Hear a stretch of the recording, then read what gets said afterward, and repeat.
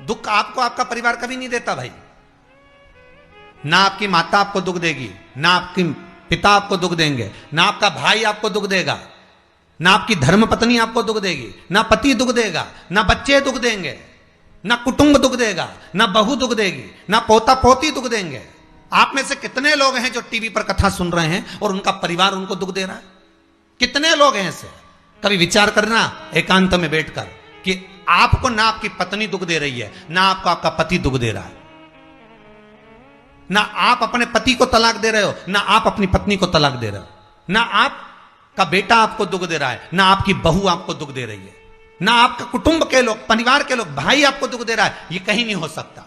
भाई भी आपको दुख नहीं दे रहा, ना आपके परिवार वाले, ना नातेदार, ना रिश्तेदार, ना मित्र, ना सखा, ना दोस्त, कोई आपको दुख नहीं देता। ये शिव महापुराण की कथा कहती है हमको लगता है कि हमारे परिवार वाले दुख दे रहे हैं, हमको लगता है हमारी बहू हमें दुख दे रही है, हमें लगता है हमारी सास हमें दुख दे रही है, हमें लगता है हमारा पति हमको दुख दे रहा है, हमें लगता है हमारे कुटुंब वाले हमको दुख दे रहे हैं। पर शिव महापुराण की विद्येश्वर संहिता कहती है ये कोई आपको दुख नहीं देते, दुख आपका पूर्व का कर्म आपको देता है। ये जितने भी मिले हैं ना आपको, रिश्तेदार, नातेदार, कुटुंब, भाई, बंधु, सखा, पत्नी, पति, पोता, पोती, ये जितने लुटेरे मिले हैं, ये जितने अपशब्द कहने वाले मिले हैं, ये जितना ताने देने वाले मिले हैं, ये जितना गाली देने वाले मिले हैं, ये जितना उंगली उठाने वाले मिले हैं, ये कोई दूसरे नहीं, तुम्हारे पूर्व कर्म के कोई ना कोई पुराने ही होंगे जो तुम्हारे साथ जुड़कर तुम्हारे टांग खींचने के लिए सामने खड़े हुए हैं। ये कोई तुम्हारे होंगे।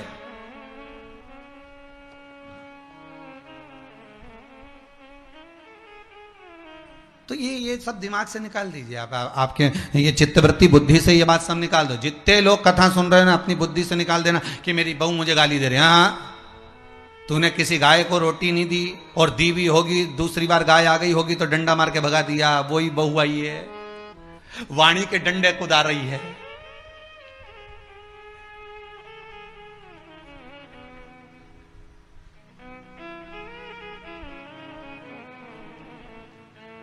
कोई बेटा अगर नहीं सेवा कर रहा, कोई बेटा नहीं पूछ रहा, समझ लेना पूर्व में हम हमारे बुजुर्ग कोई दादाजी होगा, कोई दादी जी हो गई, कोई ससुर जी होगा, कोई जेठ जी होगा, हो सकता है किसी की हमने सेवा नहीं करी हो और वही बेटा बनकर आया, आज हमारी सेवा नहीं कर रहा।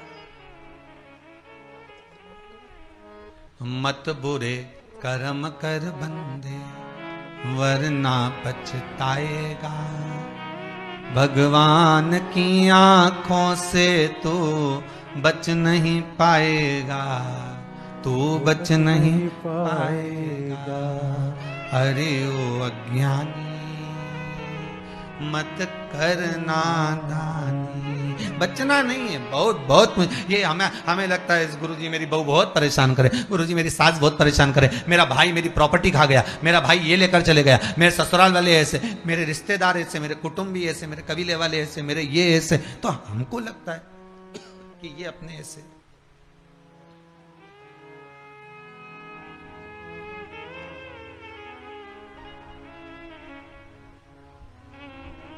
हमको लग रहा है कि ये हमारे हिस्से हैं, हमारे को लूट रहे हैं, हमको ऐसा परेशान कर रहे हैं, हमको ऐसा कर रहे हैं, पर नहीं भाई। शिव महापुराण की कथा कहती है कोई हमको कष्ट नहीं देता। एक बार पहले भी कथा में कहा, आज फिर कह रहे हैं आपको महाराज, फिर कह रहे हैं, आज फिर कह रहे हैं।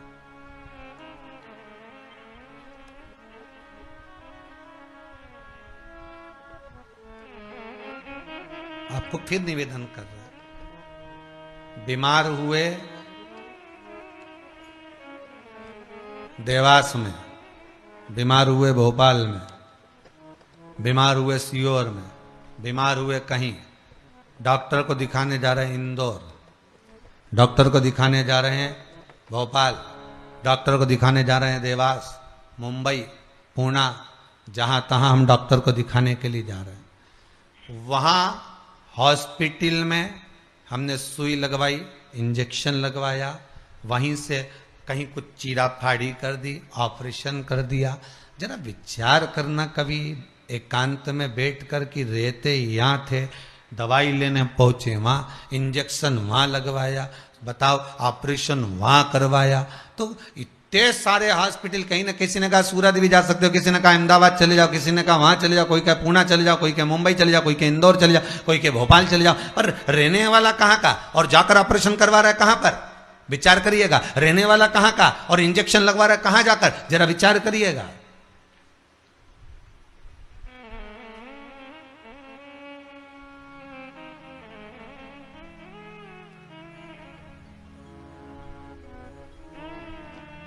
और कितने डॉक्टर, ऑपरेशन करने वाला कोई विशेष,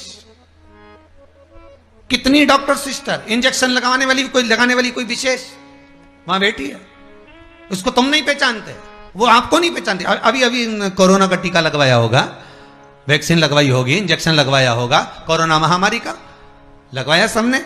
अब लगवाया तो उसमें आपके मन में विचार तो आया कि ना तो हम इस सिस्टर को पहचानते हैं, ना हम इस डॉक्टर को पहचानते, गए और सुई लगवा के आ गए, पर उसने हमको कष्ट तो दिया, भले वो थोड़ा सा चुभाया पर कष्ट तो मिला। पर विचार करा कि ये क्यों मिली, कारण क्या था, इसी ने क्यों चुभाया? हो सकता है पूर्व में तुमने भी इसको कोई कष्ट दिया होगा, हिसाब बराबर करने के लिए यहां लाके छोड़ दिया। वो दुनिया के लोगों ने कहा है ना कि ये कोरोना महामारी को उपजने वाला, वो चीन के ऊपर लोगों ने कहा कि उन्होंने इस कोरोना महामारी को प्रकट कर, अब उनने तो कर दिया, उनने तो संसार में विनाश का कारण बना दिया, पर फिर प्रकृति ने क्या करा? आज की स्थिति में प्रकृति क्या कर रही है? फिर वो भी अंदाजा लगा, कहीं मालूम पड़े मिट्टी हवा में उड़ रही है, ऐसी उड़ रही है गीली कि सब गाड़ी ने बंगला सबके धो दिया उसने। फिर बचा कुचा था, पानी की बाढ़ आ गई। अगर हम दूसरे को कष्ट दे रहे हैं, हम दूसरे पर उंगली उठा रहे हैं, हमने एक उंगली अगर किसी पर उठा दी, हमने उंगली उठाकर कह दिया वो ऐसा है, उसने ऐसा करा, उसने वैसा करा, हमने एक उंगली उठा दी, भले तुम विद्वान हो, भले तुम्हारे में विद्वत्ता है, पर हम किसी पर अगर एक उंगली उठा रहे हैं तो ये 3 उंगलियां हमारे भीतर जा रही है कि अपने अंदर झांक कर देखो कि आप कैसे हो, अपने भीतर झांक कर देखिए कि आप में क्या तत्वता है। जो हम दूसरे में कुछ खोट देख रहे हैं तो हम में कितना खोट भरा होगा, हम में कितना कपट भरा होगा, तभी तो सामने वाला कपटी नजर आ रहा है। जैसा चश्मा लगाओगे सामने वाला व्यक्ति वैसा ही तो दिखेगा। लाल कलर का लगाओगे तो लाल दिखेगा, काला लगाओगे तो काला दिखेगा, पीला लगाओगे तो पीला दिखेगा। नेत्रों में जो काम, अगर अहंकार है तो अहंकारी दिखेगा, लोभ है तो लोभी दिखेगा, वासनावान है तो वासनावान दिखेगा, तृष्णावान है तृष्णावान दिखेगा, चोर है चोर दिखेगा, कपटी है कपटी दिखेगा, बेईमान है बेईमान दिखेगा, अज्ञानी है अज्ञानी दिखेगा। आपकी दृष्टि जैसी होगी सामने वाली की सृष्टि वैसी ही नजर आएगी, सामने वाला व्यक्ति आपको वैसा ही दिखेगा। आपका चित्त अच्छा है, आपका मन अच्छा है, आपके दिल अच्छा है, आपके भाव अच्छे हैं, सामने वाला भी वैसा ही नजर आएगा। भगवान कृष्ण ने भेजा था दुर्योधन को अच्छा ढूंढने के लिए, एक अच्छा नहीं मिला। युधिष्ठिर को भेजा था पूरी पृथ्वी पर से कोई बुरा व्यक्ति ढूंढ कर लाओ, युधिष्ठिर को बुरा नहीं मिला, क्योंकि उसकी युधिष्ठिर की बुद्धि में, चित्त में ये भरा था, उनकी वृत्ति में ये भरा हुआ था कि बुरा कोई है ही नहीं, संसार में कुछ ना कुछ अच्छाई दिखी जाएगी। बुरा जो देखन में चला बुरा न मिलिया कोई। हम देख रहे हैं, हम चित्तवृत्ति से, हम विचार,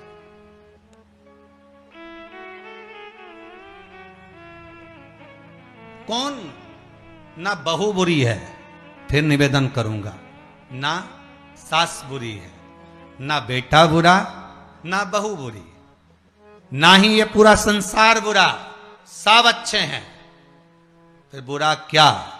अपना कर्म जो हम कर कर आए हैं, उस कर्म का भोग संसार में आकर भोगना पड़ेगा।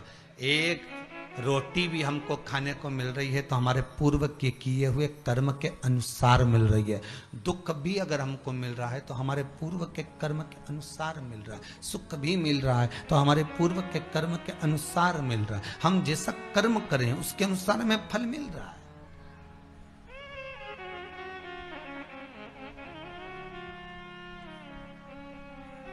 इसलिए बारंबार कहा था कि मान मेरा कहना नहीं तो पछताएगा, माटी का खिलौना माटी में मिल जाएगा, हेट बूट सूट सब यहीं रह जाएगा, और माटी का खिलौना माटी में मिल जाएगा। ये हेड रह गया, ये बूट रह गया, ये सूट रह गया, सब पड़ा की पड़ा रह गया, सब धरा की धरा रह गया। इसका मूल तत्व क्या है?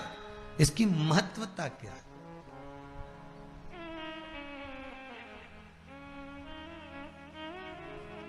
इसकी मूलता कुछ नहीं, इसकी मुख्यता कुछ नहीं, इसकी महत्वता कुछ नहीं।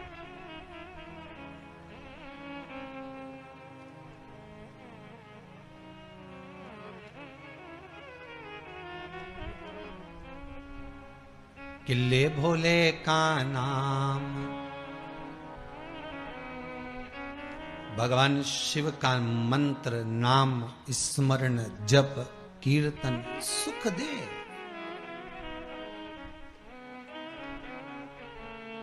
और वो सुख कोई साधारण नहीं हो सकता। वो सुख का आनंद, वो सुख का भाव बढ़ता चले जाता, आनंद बढ़ता चले जाता।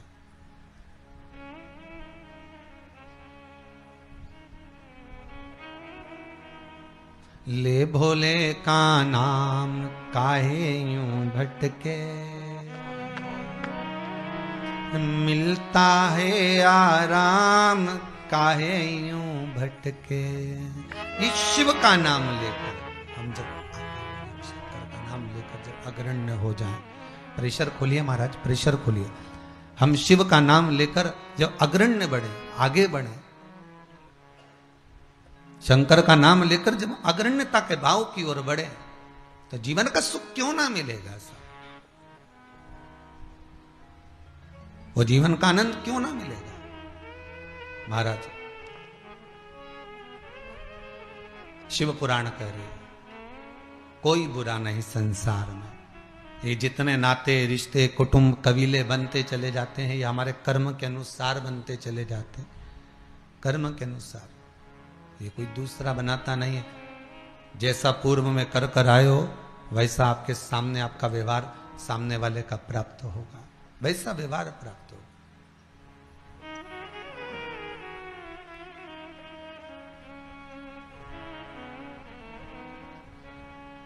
शिव पुराण कह रही है, शंकर की कथा कह रही है, शंकर का अनुमोदन कर रहा है। महाराज अच्छी संगत में बैठोगे, अच्छी संगत में अगर विराजमान होगे तो सुख अपने आप मिलेगा। माता के गर्भ से अगर आपका जन्म हुआ है तो कुछ अच्छा करने के लिए ही हुआ है। अगर आप बैठकर आस्था चैनल के सामने शिव महापुराण की कथा सुन रहे हो तो अपने आप को गौरवान्वित महसूस करना। थोड़ा न थोड़ा परमात्मा की कृपा, पूर्वजों का आशीर्वाद आपको ऊपर हुआ है, इसलिए आप शंकर की कथा को सुन रहे हो, शिव का भजन कर रहे हो। श्रावण के महीने में आज शिवरात्रि के दिन शंकर का अनुमोदन कर रहे हो।